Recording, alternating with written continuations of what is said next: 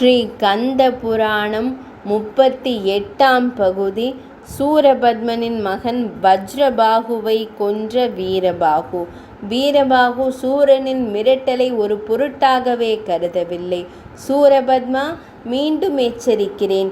ஜெயந்தனை விடுதலை செய்கிறாயா அல்லது உன்னை நானே கொன்று போட்டு விடட்டுமா என்றார் ஆவேசமாக.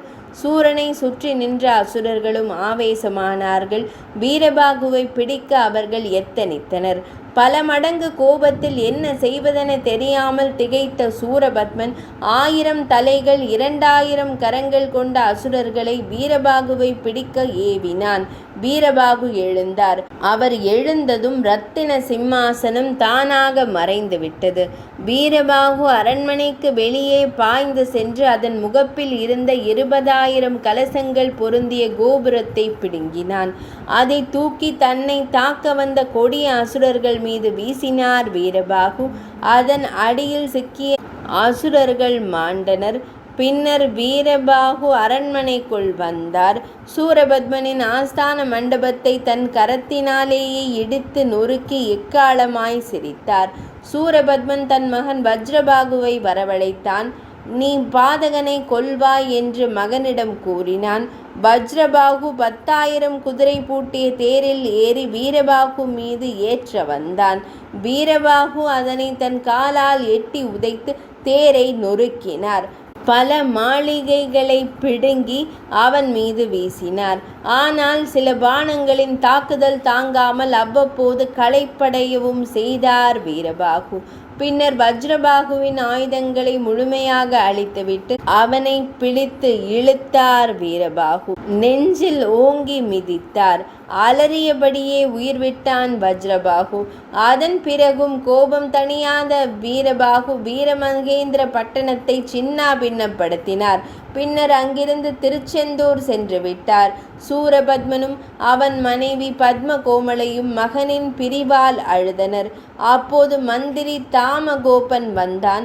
அரசரே, துன்பங்கள் மிஞ்சும் நேரத்தில் அழுது கொண்டிருப்பது எந்த தீர்வையும் தராது. நம் இளவரசரின் ஆயுள் அவ்வளவுதான். அவருக்கு நிர்ணயிக்கப்பட்டதை மாற்ற யாராலும் இயலாது. துன்பத்தை விடுங்கள். நடக்கப் போவதை இனி கவனிப்போம். தங்களால் அனுப்பப்பட்ட ஒற்றர்கள் திருச்செந்தூரிலிருந்து திரும்பிவிட்டனர். அவர்கள் கூறிய தகவலின்படி நாம் போருக்கு ஆயத்தமாக இருக்க வேண்டும். அசுரகுலத்திற்கு கெட்ட நேரம் வந்திருக்கிறது. அதிலிருந்து நம்மை காத்து கொள்வதற்குரிய ஆலோசனைகளை உடனடியாக செய்தாக வேண்டும். மந்திர ஆலோசனை கூட்டத்தை உடனடியாக கூட்டுங்கள் என்றான். திருச்செந்தூரிலிருந்து திரும்பிய ஒற்றர்களிடம் சூரபத்மன் அங்கு நிகழ்ந்தது குறித்து விசாரித்தார். அவர்கள் சூரனிடம், மகாபிரபு, இளவரசர் வஜ்ரபாகுவை கொன்ற வீரபாகு மின்னலென பாய்ந்து திருச்செந்தூர் வந்தார். அவரை முருகப்பெருமான் ஆலிங்கனம் செய்து கொண்டார். இங்கு நடந்த விபரங்களை விளக்கமாக கூறினான் வீரபாகு. முக்கியமாக நம் இளவரசர் கொல்லப்பட்ட செய்தியை கேட்டதும் தேவர்களெல்லாம் மகிழ்ச்சியில் ஆர்ப்பரித்தனர். ஜெயந்தனையும் மற்றவர்களையும் நீங்கள் விடுதலை செய்ய மறுத்துவிட்டதால் தங்களுடன் போரிடவும் அந்த முருகப்பெருமான் தயாராகிவிட்டார். உங்கள் மீது கடுமையான கோபத்தில் இருக்கிறார் என்றனர். உடனே சூரன், அந்த பிரம்மதேவரை அழைப்பாய். வீரபாகுவால் சிதைக்கப்பட்ட நம் நகரத்தை முதலில் சரி செய்வோம், பின்னர் போருக்கு ஆயத்தமாவோம் என்றான்.